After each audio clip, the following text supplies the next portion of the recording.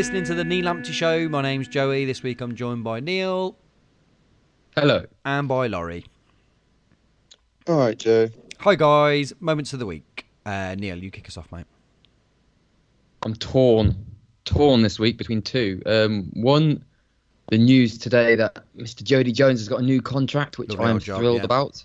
I think that's just great show of kind of support from the club and just a show of kind of belief in him as well. I think he deserves it after everything he's gone through. Don't quite know whether we'll see him this season or not, and to be honest, I don't too much care. I just want him to kind of get himself back to feeling really comfortable and confident. So that was great. But also, I was torn because the League One table, man. Have you had a look at it? Well, it looks great. We're in the driving seat, and we've got that game in hand, and we're playing. We've got Rotherham to play, and it's all for us to go on. And if we want to win it, we can go and win it. So yeah, that's my lunchtime reading at the moment. Just that one column, which is that game in hand. Not the points, not the league position, just that one game in hand. You just think all I need. Yeah, it's the hope that kills you, isn't it? I suppose. Not me. Laurie, your vote of the week. That Jody one's interesting, isn't it? Because by the time he's fit to play, he might have skipped an entire division by the time he's actually ready to play for us again. So I was completely delighted as well that he's getting the new contract, because I think it just sums up the club at this point in time in terms of like how it's treating players who've done a lot for us. But it is interesting because there isn't, I suppose, people like Liam Kelly have come through the divisions and people have proved they can do it before, but from Jody to go from a standing start to playing in the Championship would be pretty phenomenal. And I mean, he's the physical specimen to do that. But one to watch, isn't it? But my moment of the week is probably a bit different to that. Obviously, those two are both good things. I went to Southend. It was great. Really good, albeit expected win from most people.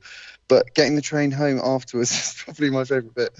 When we're on the carriage and we hear two kind of middle-aged men having something of like a set to behind us, results in one of them sparking a spliff on the train, which those two then proceed to smoke between them, which leads to a young mum behind us getting up and screaming at him for doing, which she's completely within her rights to do. Yeah, I then get told by... It's a bit much, isn't it? It's a bit much. I then get told by... I'm with three people, one of whom's like a girl that I'm seeing, and she is like, Laurie, you should say something and stand up for her. I was like, I would. I completely would. But if I do that, I could get beaten up. If you do it, you won't get beaten up. So why don't you say something?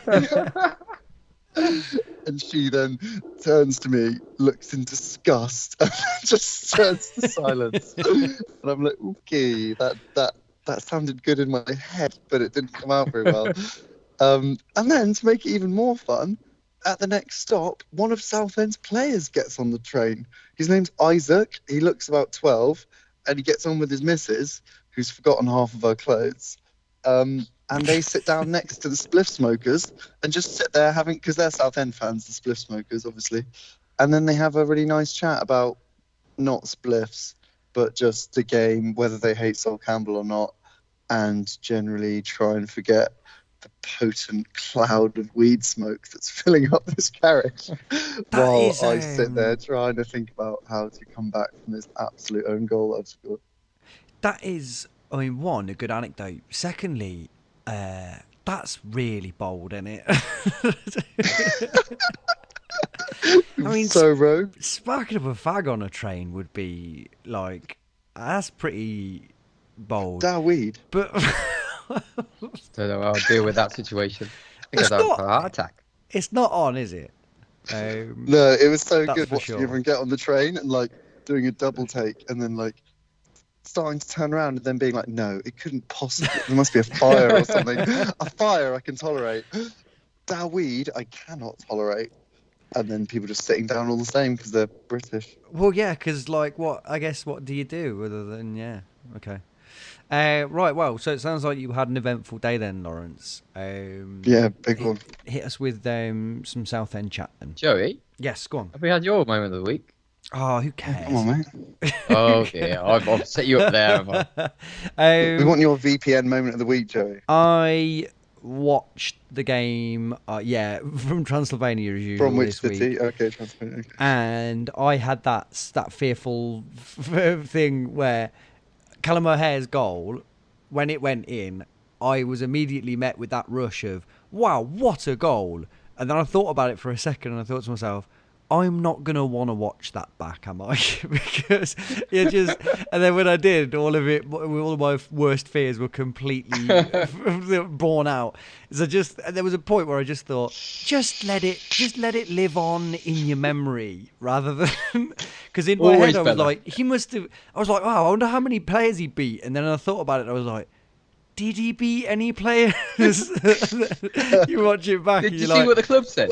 No, The go club on. said, oh, he picked up the ball from the halfway line. line. It's like, Yeah. you absolutely, because I couldn't remember either. So I thought, oh my god, he's just done this, has he?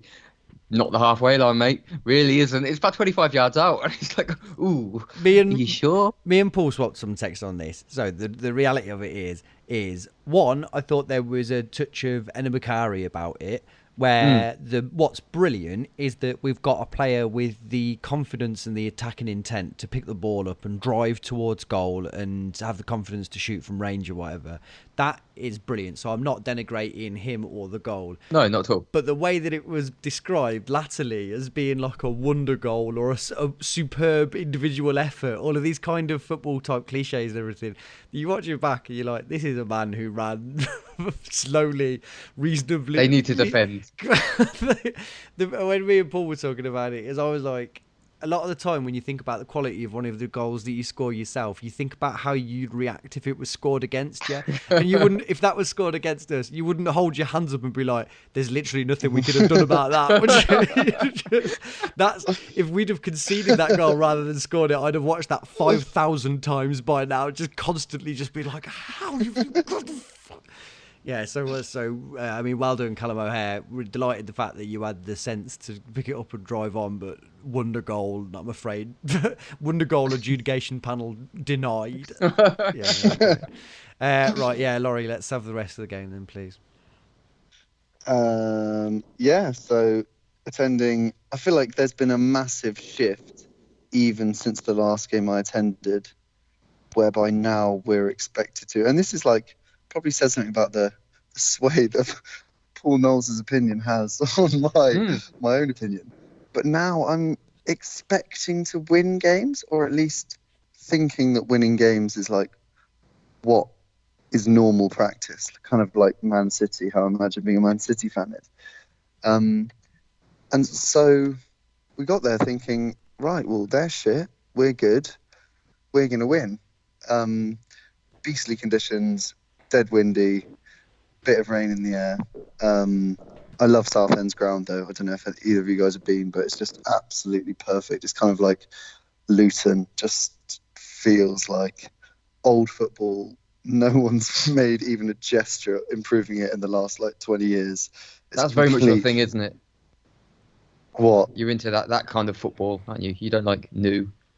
Oh no, I absolutely love the crap stuff, like QPR's away end, like you can't sit down because the guy's head in front of you is literally like on your gooch, like between your legs. So you have to stand up, otherwise you're then in a relationship with that lad. So I say all over, that's the wrong thing. I really like that kind of ground where you could just acknowledge the grittiness and think like this is maybe what it was like a few years ago, instead of going to, I don't know, like Shrewsbury away or Chesterfield away where it's just like utterly drab. Still, they've got their own attempts at being a weird ground. Like the sponsor of their cop end is ilovefancydress.com. Has anyone got an explanation for why ilovefancydress.com is spending their money at Southend's home end? Like, is that their Have you been audience? on the site? No, I haven't. They might have, It's not working then, is it? it might be one of their FAQs. Yeah. I just always think with football sponsorship is it's vanity, isn't it? Isn't that literally the only possible reason for it? Can't actually be about raising awareness because it's such a weird, narrow demographic of people that will never really be like of all the things we've joked about this season of sort of odd parochial advertisements at games and everything. You've never once been inclined to go to fucking Cleveland Dairies or whatever it is that's wherever. Do you know what I mean? I'm not sure anyone does. Isn't it just about being able to turn up to a game yourself and be like, oh, that's my name that's there? There was one good one. I used to be a sorry Neil. When in my darker days when I was like 12, 13, I got a Bristol City season ticket because my mates did, and they had a. If your mates jumped off a cliff, Laurie, would you do that as well? Sorry, go on. And there was a sponsorship board there called CSF, which was Central Sandwich Firm, and I thought this was a bit weird because it was just by the corner flag. It was this tiny little one, and I said it to my mate, and he was like, "Mate, you're an idiot. You realise that means City Service Firm."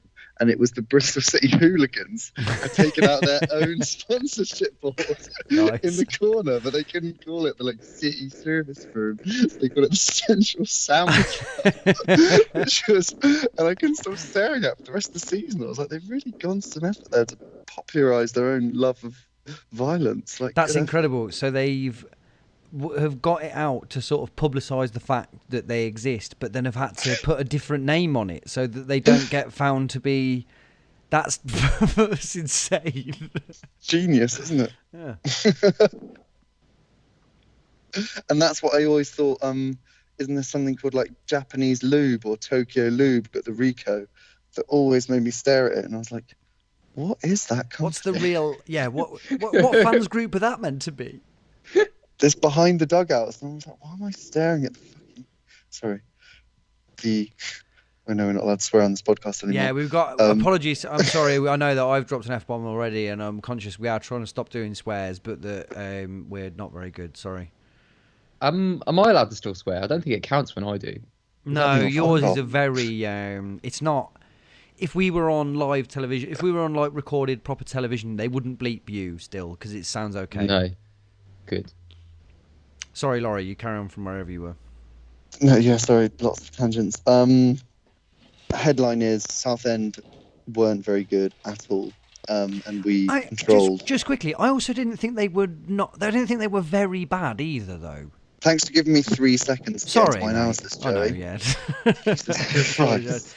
But no, but you know what I mean? Blasphemy included in the swearing? I was just about to say that. Okay. So do you want to do it, mate? Get on with it then.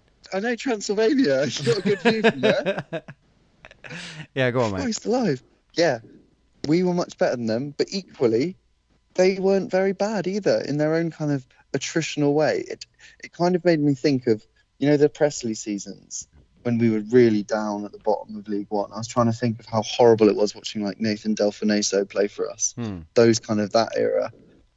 And I was thinking, we were awful to watch, and you could never see us scoring goal. And yet they were pretty well drilled. We weren't just cutting through them. We were passing in front of them a lot. And in fact, they actually had some really good chances. Within, I think it was the first 10, 15 minutes, they played one incredible through ball that just cut through our entire back three. And their lad was through on goal. He just seemed to rush his shot horribly without letting it come onto his right foot and kind of scuffed it wide, which was awful because if they score first, I don't know, it always changes the complexion of the game. And we were a much better side than them, but I think it would have definitely ruffled us because we are famously now good at coming from behind. But yeah, I mean, they held their own for the first half for sure. And the chances that we did have were kind of long range ones. Shipley had that long range kind of bouncing volley that he hit and the keeper saved well. And he smashed that one against the post that was no real fault of Southend's. You can't really do anything about people hitting the bar from 25 yards out, can you? So we were picking the passes, not really getting through them. They had a few slightly lively players, their right winger looked quite tidy for a while. And the guy I was watching the game with said that Australia's striker was playing centre mid for them or something. He played like 100 games in Australia, which I struggle to believe because he was new to very good. Might have been John Aloisi. Yeah. Yeah, it was. No, it wasn't John Aloisi. Okay. And we, like, Sam McCallum, going through a little bit of a dip in form in the last 4 or 5 games, in my opinion. Kyle, that's Kyle McFadden, by the way, Joe. He saved him. Surely we've agreed he's called Fads now for anyone that's Fads. yeah. Kyle not Kyle. Sam really dropped the ball inside her own box, and Kyle had to make one of his last-minute tackles, which saved our blushes again. And the other main event of that first half was probably Dabo going in the book, and he really copped a lot of abuse from Southend's. They have this cop end on the side of the pitch close to the away fans, which is, I'd say the median age is 18 at a push.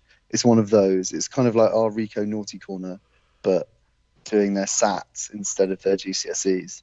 It's really vocal but puerile, and so it's good to have them there because it's nice to have anyone to argue with. But what would you say the modal average age was, just out of interest? You see, you've gone for the median there. I do quite a lot of tutoring on the side, mate, so I'm quite into the basic stats. Yeah, I read a book a week, so. And I really wanted someone to think to them, do your parents know you're here? But no one seemed to want to give them any abuse, really. We were just content. It was a really good away end as well.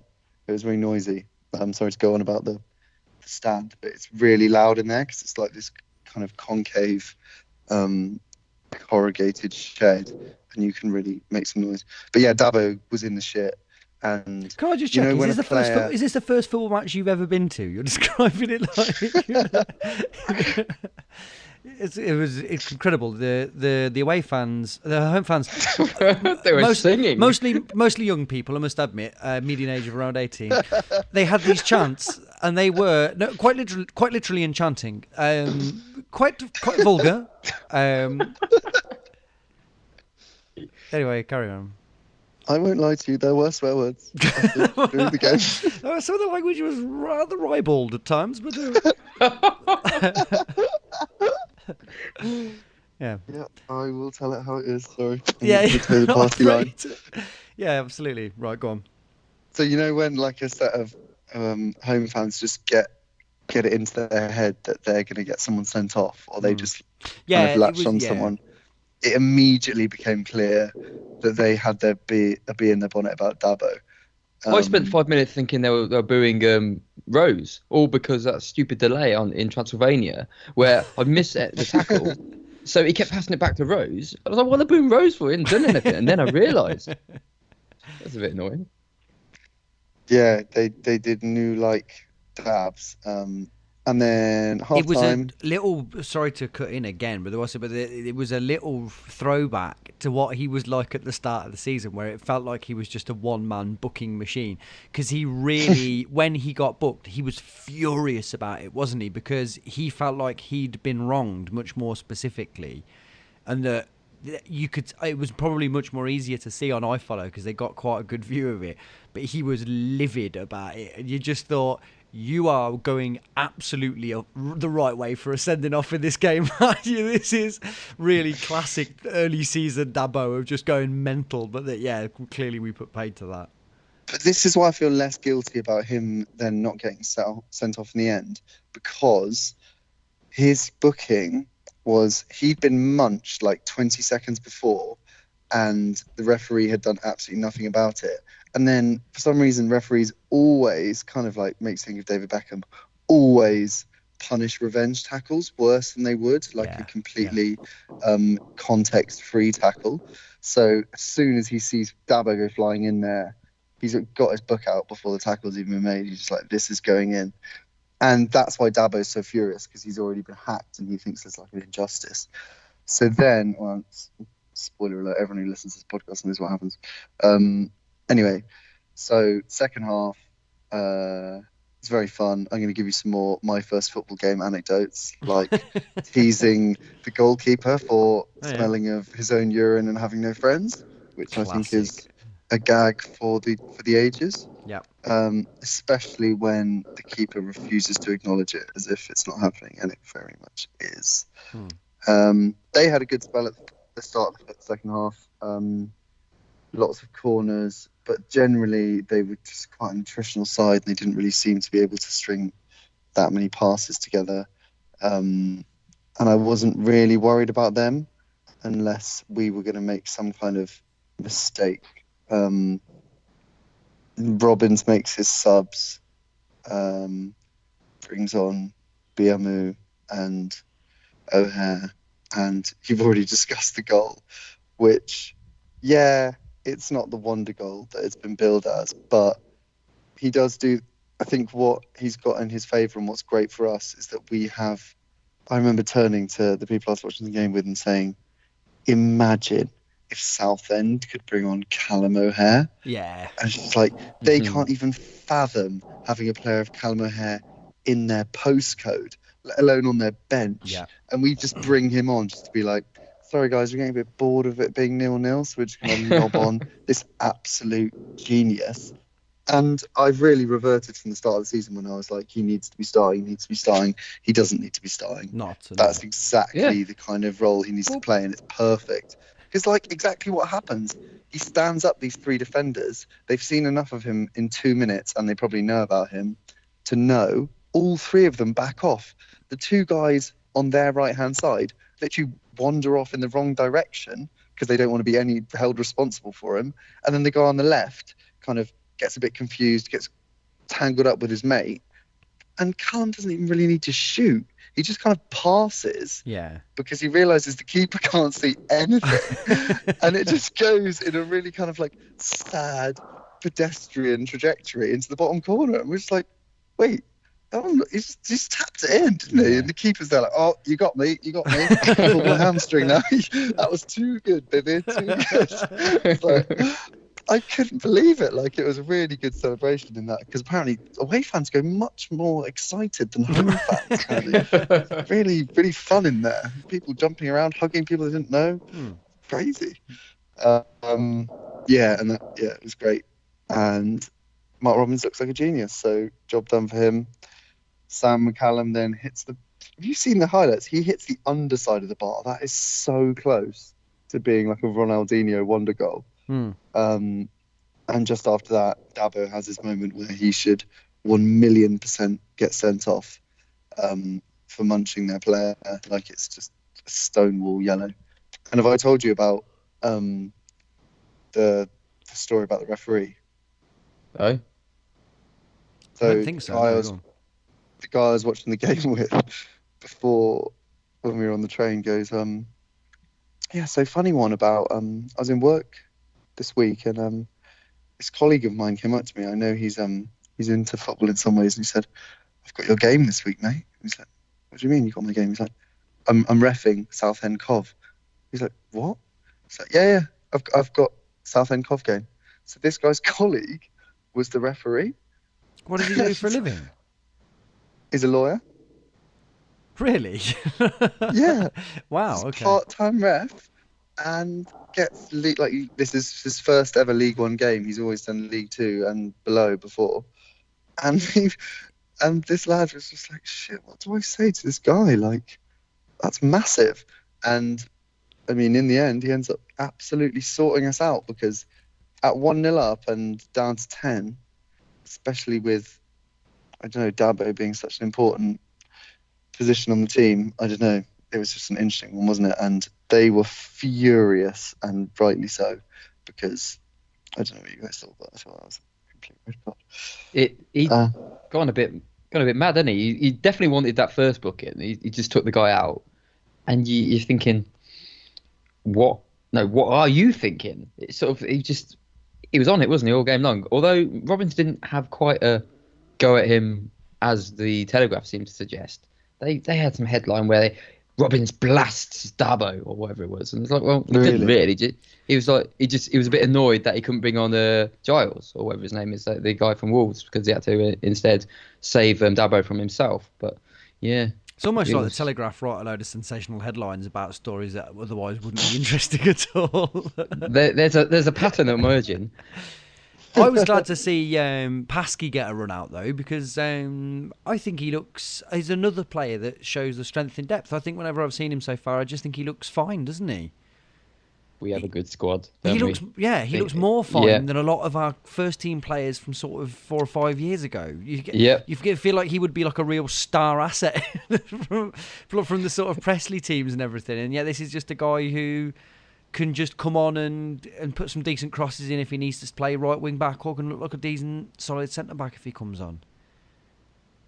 Yeah, he's got a bit of the Milner vibe about him, hasn't he? Like Champman, right, left, centre, DM, just can do everything, I reckon. I just thought he looked, when he was playing at centre back, I just thought, oh right, okay, so that puts that debate to bed that you're a centre back then. And then I was quite surprised at how mobile and how sort of good his crossing was. And it's only a small cameo, isn't it? But I just thought, oh god, actually you look like you can really do a bit of both. Yeah, like you say, lower league Milner-esque, yeah. Where are we at? We're still pre-Biamu goal, aren't we, I suppose? We are, yeah. It was a bit chaotic after that Dabo non-yellow. Kind of the wind kicked up a bit and things just seemed to get a little bit panicky. And we started singing "We're top of the league," and now you're going to believe it. And I did a quick check, and we very much were not top of the league at that point. I think Rotherham were losing or drawing, but we were still definitely second. But it's fun to do though, and I think this is kind of a separate point, but I'm still adjusting to this mode of being world beaters that a lot of fans seem to have slipped into, like it's the role they were born to play their whole lives, and I'm really struggling with it. Like I'm not, like, imagine like West Brom fans or who else does this all the time? Maybe Rotherham in a way. People who just win leagues, get relegated, win leagues, get relegated. They just know what it's like to win leagues. We don't know what it's like to win leagues. It's so unfamiliar. Yeah. You don't think it's gonna? You're worried that if you think it'll happen, then it won't happen, aren't you? Like Neil, we finished the season before last is the best performance in a league I've ever witnessed, and we finished 6th, didn't we? I'm very aware. Neil, what does the past mean, Neil? Past don't mean nothing, man. Past don't mean nothing. It's like, doesn't mean nothing. Does that mean does mean something? You don't get what I'm saying. Do you know what I mean? You pretend to be down with the kids, Laurie, but actually you're on the upper deck of the Titanic. Me and Neil are down with the rest of the Irish women and children down there. We're down with the Irish people. Keeping cold. Dancing, having the time of our lives. You with the pressed starched shirts upstairs. Who will think of these ruffians? Playing the violin. Do you know what I mean? Just one more, sir. Yeah. No, what's the malaise? What's the existential crisis that let me just finish off the game, then we can chat about this. Okay. After we've been singing about being top of the league, we were so deluded we're not top of the league. And then we were briefly, weren't we? There was a point where we actually were. Was there actually? There was actually maybe a 3 or 4 minute spell where we were properly top of the league. Yeah. So there's one member of that drunken away end actually keeping real tabs on. Yeah, no, I think there was. Yeah, I think there properly was. Yeah. Because Rotherham, they're smarter than they look. Because I think Rotherham were at 1-0 down. Then they'd been temporarily deducted points for 3 minutes that no one else knew about. No, they were 1-0 down, weren't they? And then they had come back to win to be 2-1 up, and then it finished 1-1. No, wait, that can't be right either. They drew 2-2, didn't they? Yeah, they did. Yeah, but they nicked the. Oh no, sorry. Rotherham went 2-1 up. Yeah. Nicked it in the last minute. But I think that we were top when they were 1-0 down. Oh, okay. And then they went back. There was a period. Yeah. Yeah, there was. I'm sure of it. Yeah.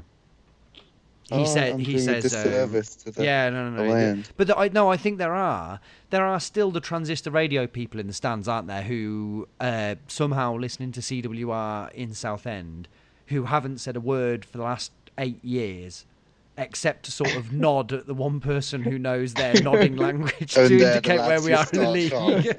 His job, he only nods when we're top of the league. And yeah, once every 10 years or so. I refuse to believe that anyone with a radio has ever started a chant. No, I'm saying that what he does is he nods at his friend, like how book panelists might raise a flag to indicate something. He's the he's the only person in the ground that fully knows what the score is everywhere else. All right, so Max then scores the shithouse goals, end-all shithouse goals. Their keeper punts it in the air. That we head it back into the wind, so with a sweet tailwind. It goes absolutely miles. Hyams had a sweet assist for him. And their defenders just like all over the place, reminding me a bit of McFadzean trying to defend that JCH goal at Rovers a couple of weeks ago, just like completely misjudged every single angle of it, like some hapless GCSE student, like just like, oh my God, I have not revised for this. And it goes so badly. And I think Biamu gives him a nice little French number in the back as well. So perfectly legit, I'd say. Yeah, good. Perfectly legit. Yeah. I just think there was shoulder to shoulder. He just completely, like you say, he just completely gets bullied, don't he? I think it is completely legit. He just gets massively bullied. I just think there's bullying, and then if you're bullying in a one-on-one situation, normally the ref just gives a foul. Possibly, but But there is a touch of it where you just look at it, you just thought you just completely were unprepared for how strong Biamu is. Biamu is strong, isn't he? In that same way that Leon Best, he is strong. Leon Best was deceptively strong, where you just couldn't get round him. Biamu's like that anywhere. Where you'd never, even at League 2, you never saw with someone up against Biamu's back, they never got a fucking millimetre. Got a millimetre out of him, did they? He's a tough guy. But what made me sad is that I just thought of Bakayoko watching it and thinking that really was my goal to score. Yeah, that was mine. That should be. Bakayoko would have let it get into the keeper's arms and then gone for it then. I'm not going to get it beforehand, am I? Why would I do that? I've got a keeper to take.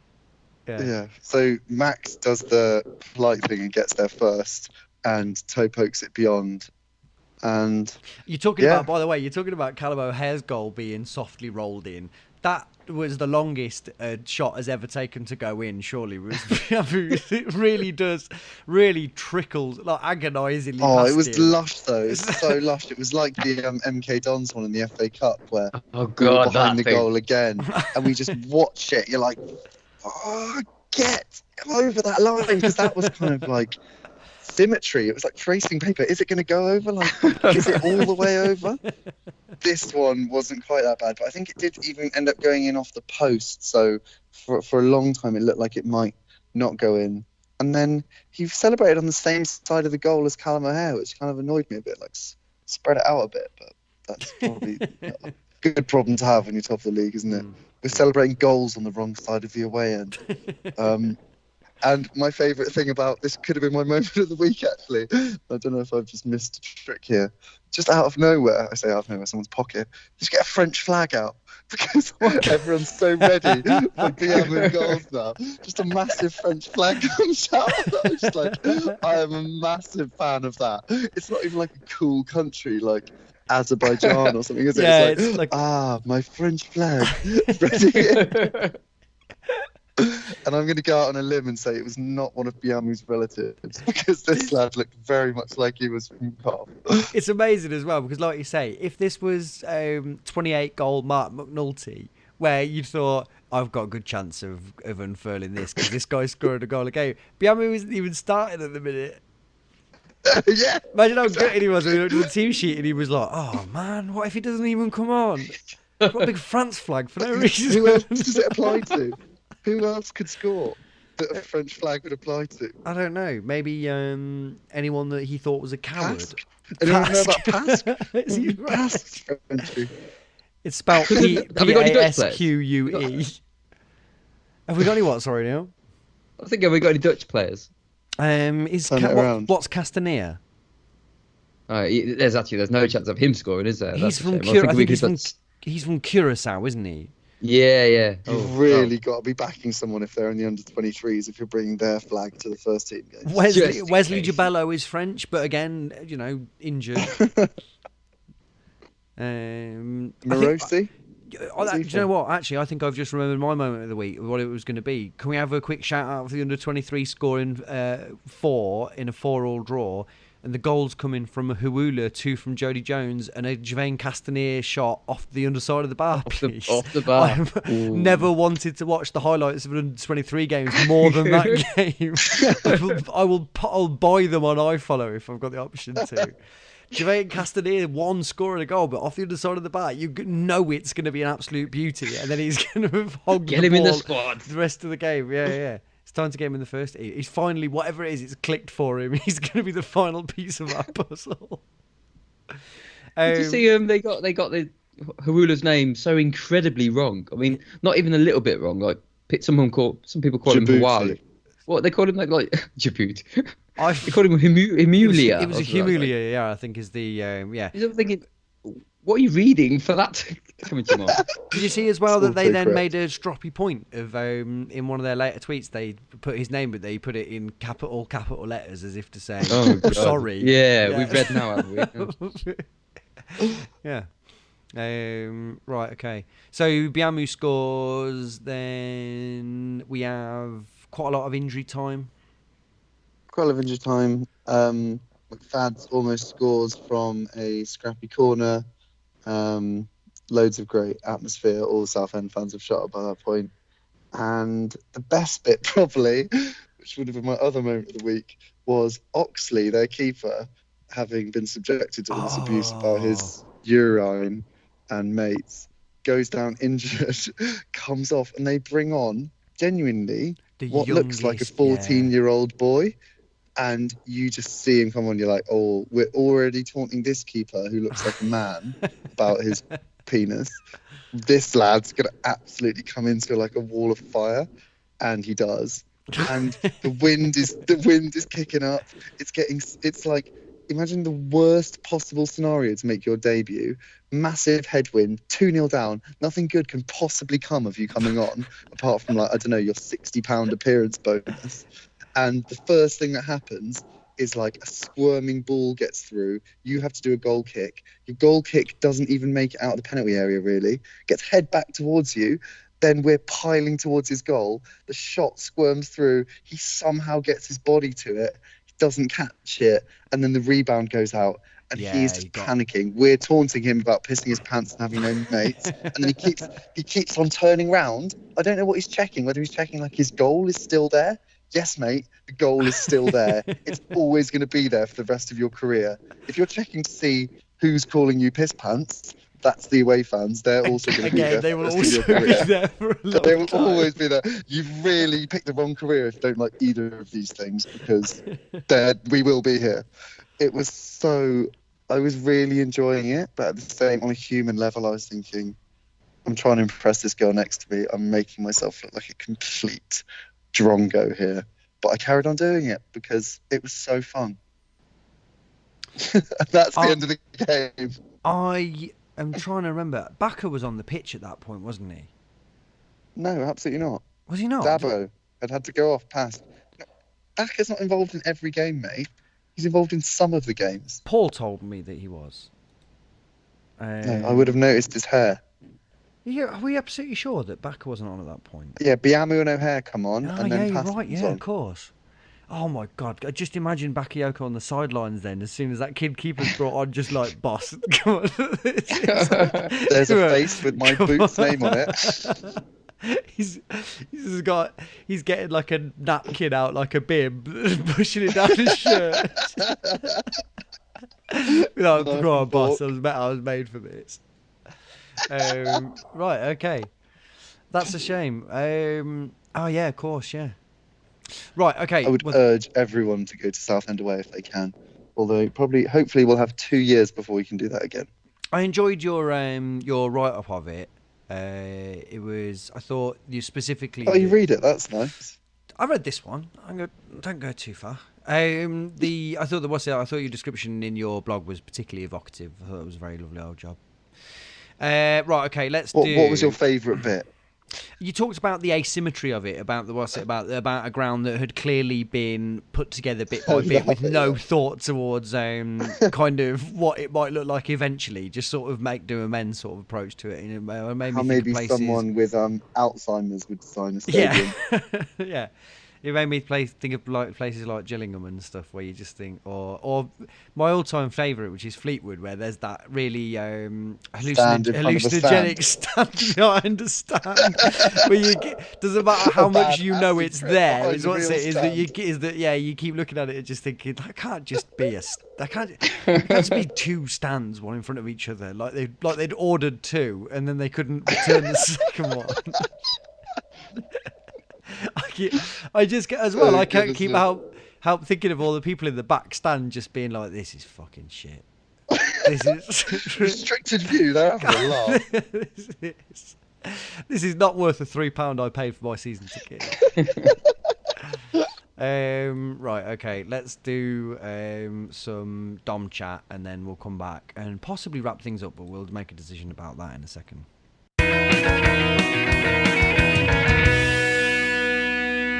Hi Dom, thanks for joining us. Hey, yeah, it's good to be on, as always. Right, mighty Rochdale on Saturday. What can we expect? Yeah, so they're in that sort of zone of the league now where they're probably not going to go down due to the sheer incompetence of Bolton, Southend and Tranmere.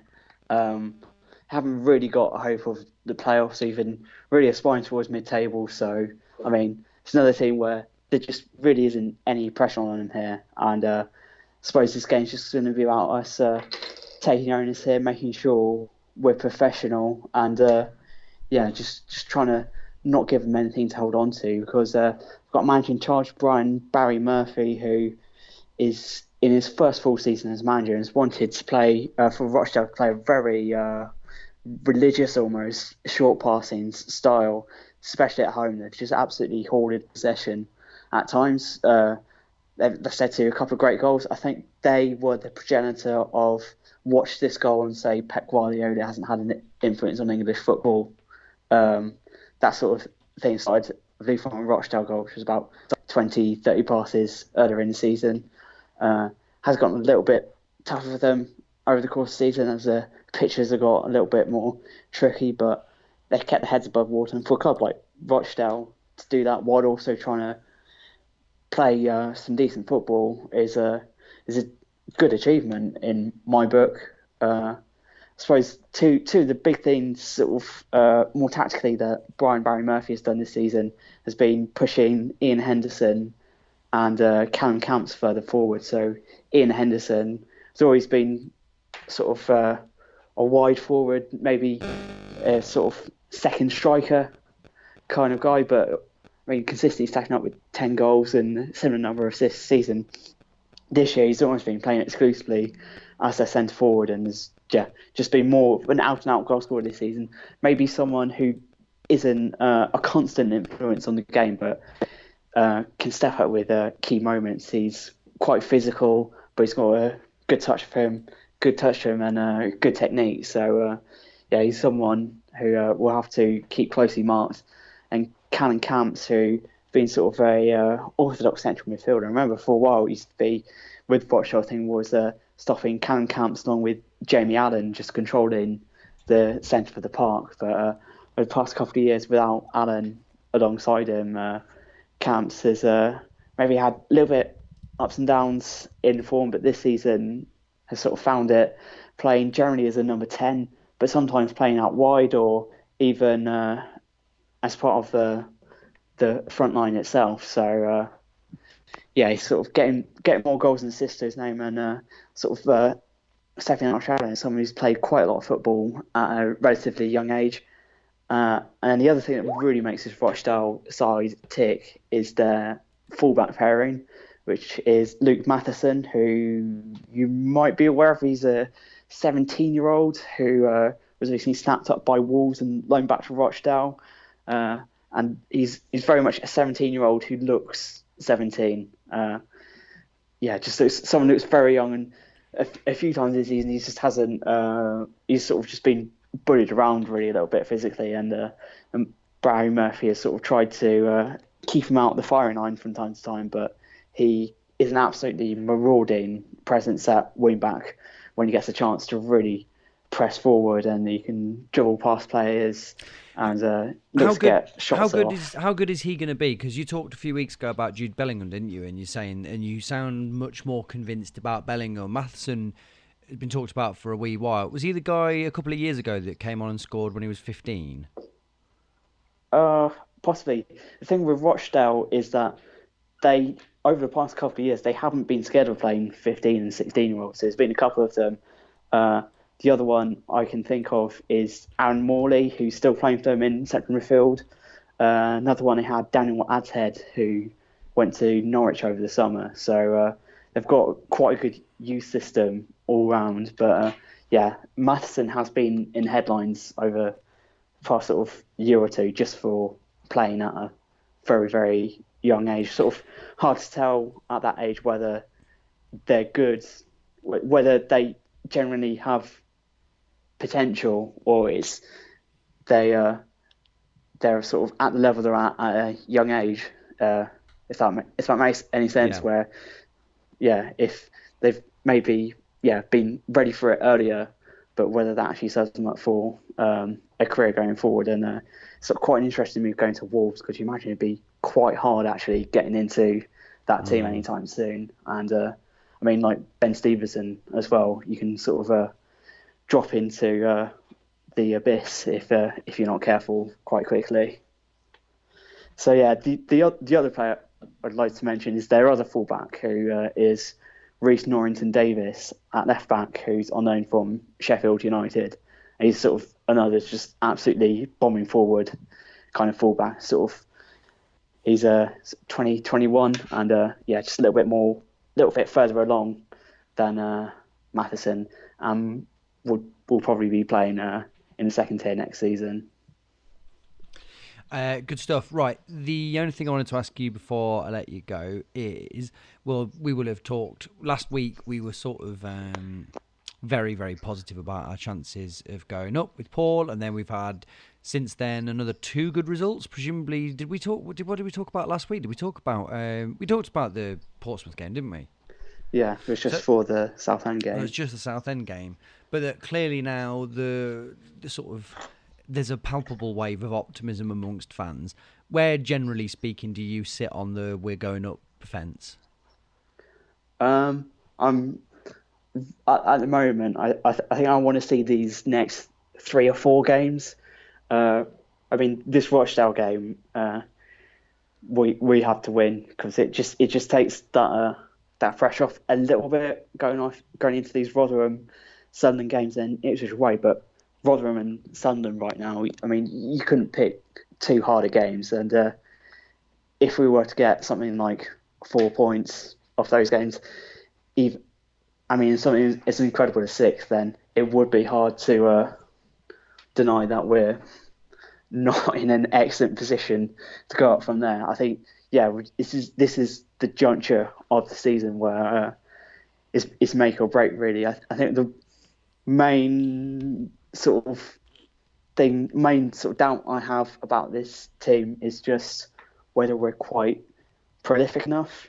I know we've got players here and there stepping up, but I think the teams that win promotion, there is generally sort of that 1 or 2 players who can just really reliably score, and I don't quite see that in our squad.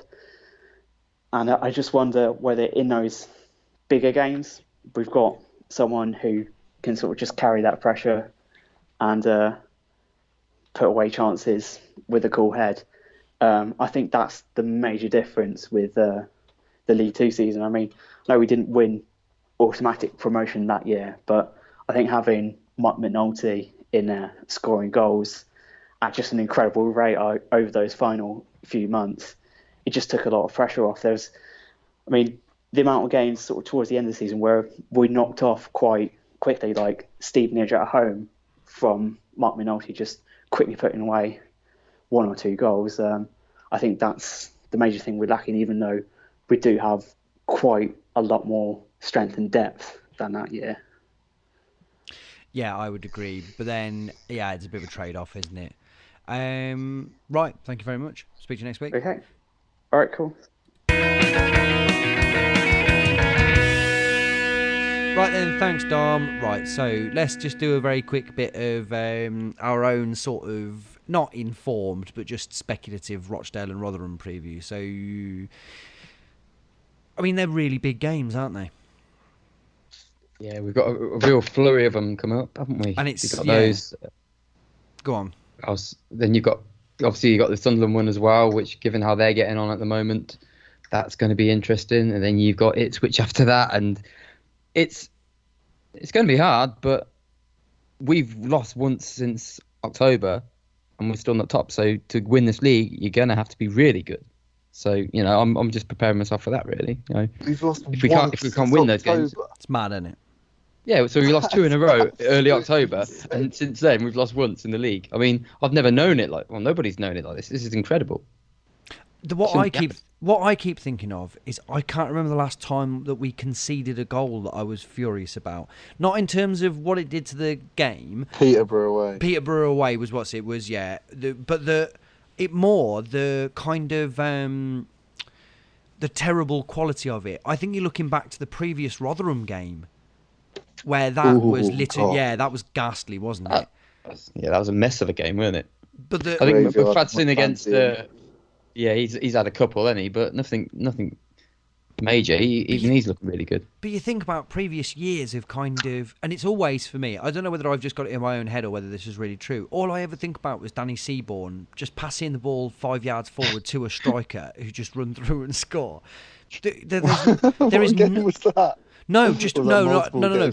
Every time he played, basically, I just a real player that sticks out in my head as just being wretched. But we're not only are we not making our own bed and killing ourselves, is that we're just so resolute, aren't we? Which is mad, considering that Carl McFadden's played as many games in a row as he has. But that there are quite errant moments from him, but largely he's been really good, hasn't he? It's just individual moments of madness from him. I think that's like kind of testament to this season.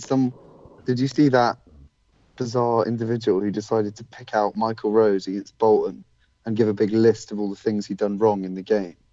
The game which we won. Yeah. And he'd screenshotted 4 different moments where he'd done stuff wrong, and you're like, all right, even with these kind of soz Twitter trolls trolling our own team who are top of the league and young players who are doing well for us, he's committed 4 cardinal sins during a game, and we still managed to win the game. Not even drawn the game, we've won the game. That's unbelievable. That really annoyed me, but at the same time I'm like, this season's going really well if stuff like that can happen. But I just also don't think that the sorts of defensive mistakes that are being made now, just bear in mind as well that there's the added pressure of the, how would you describe it? The possibility for error because of what they're trying to do with playing the ball out from the back. Neil, do you remember when we did for Paul's birthday, we went and did the thingy where we had the dinner up at the top, and it was Ryan Haynes and Dom Hyam that came out. Dom Hyam looked like looked like a school child. They were kids, weren't they? Yeah, they were. He was like a tiny child, and that was only 2 and a bit years ago. And now you're looking at him and you're thinking, God, I wasn't even convinced we would see you play 10 games for us because you look like potentially like a Stuart Urquhart or something, so like a kid that you sign and they go, oh no, we kind of hope that he comes into something.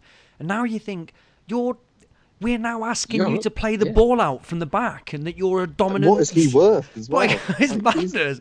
You think that he'd be one of the main players that if we got promoted next season, you'd be like, right, well, he's definitely in there and will be absolutely fine in the championship. You're like, what the hell happened to you? Crazy. But we're so resolute at the back now, aren't we? That I think it's going to be really. I know that the big thing is the fact that we haven't got a 20-goal-a-season striker. But I do think when you look at teams that get promoted, especially in the automatic positions, they tend to be ones where they've got a really settled defence. And I know that our attacking players rotate quite heavily, but it is always that same back six, isn't it? That is pretty much dead on, isn't it? I don't think you can really, and it wasn't like I was out from last season, I don't think you can say too much about how big a thing Morosi's been for us this season. Oh, no, I reckon on his own, he's worth like it's mad, 10, 12 points easily. Just like the amount of security that he gives those defenders and the amount of calmness he even just gives the fans. Like, do you remember just like the way home ends and away ends used to just get a little bit twitchy when, like, Burge, I loved him to pieces. He made some unbelievable saves and he'd have games where he was just unbeatable. But I'd rather take Morosi, who can still pull off those amazing saves. Maybe he doesn't do the absolute Hollywood stoppers, but for someone who can come and get stuff, for someone who gives his defence confidence, I think he's been one of the major differences this season. But do you remember we used to talk a lot about Reece Charles Cook's distribution, and that actually what tended to happen is either they weren't ready for it or whatever it was. But we always used to look quite shaky at times. Not always. We used to at times look quite shaky when he was distributing the ball. But with Morosi, it just seems so... I think it's probably testament to the fact that they're coaching the players better to deal with it. But this isn't... Like... Who was it who retired at the end of last year? Grusevic, I think. Can he say that? Wow. Can he go there? Wow. Get off this podcast. He's just done a weird... comprehensively made a young player worse and worse and worse. As soon as he leaves, suddenly the keeper we get gets better and better and better. Oh, go figure. Wow.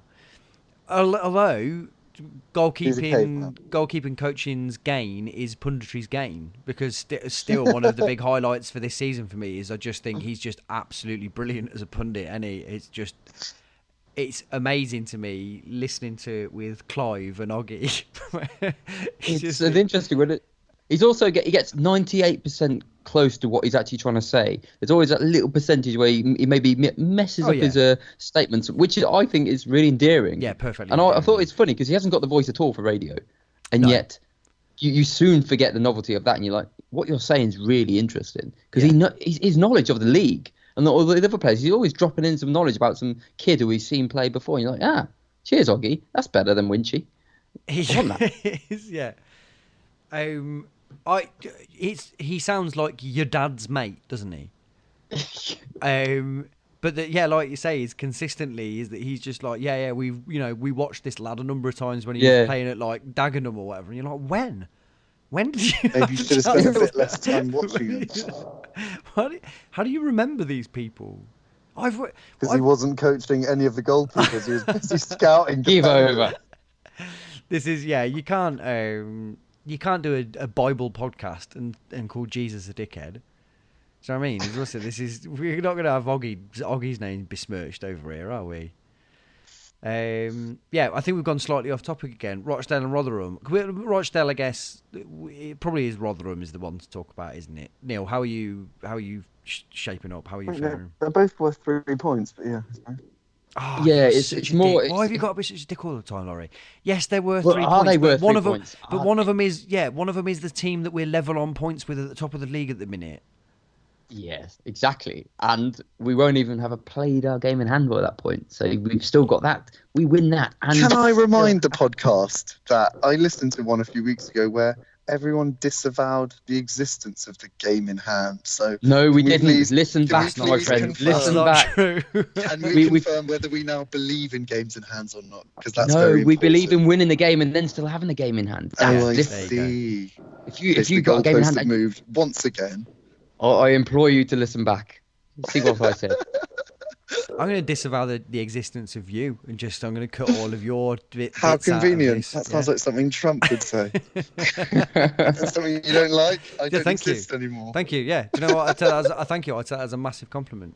Do you know what I mean? What you're saying is I'm an inspirational leader. Thank you very much. Right, I don't think we should attempt to do any more Rotherham and Rochdale chat because it's just going to devolve into to nonsense, isn't it?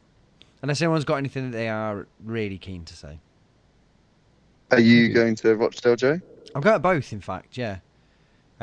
Which I'm absolutely delighted about because... First 2 games of the season, big day for you. Third and fourth actual attendance, which is terrifyingly low, but the indicative of living in Manchester and around an 18-month-old boy, unfortunately. We've all got problems, mate. Yeah, very good. Bagging you off. But yeah, it's like, yeah. What against karate?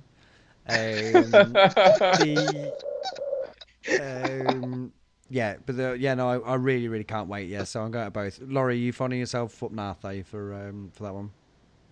Yeah, I'm going to Rochdale, and I'm contemplating if you're going to Rotherham, then surely I need to go to Rotherham because you never go to games, and I can't have you going to games that I'm not going to. If you're going to Rotherham, yeah, it's like my mum going. My mum's going to Rotherham. I got to go. Right, let's wrap this up. Neil, it's been an absolute pleasure talking to you. Likewise, young man. Laurie? No, not a pleasure. Cheers, mate. Lovely speaking to you as usual. And it's been an absolute pleasure talking. It's been an absolute pleasure talking for you, listener. Bye.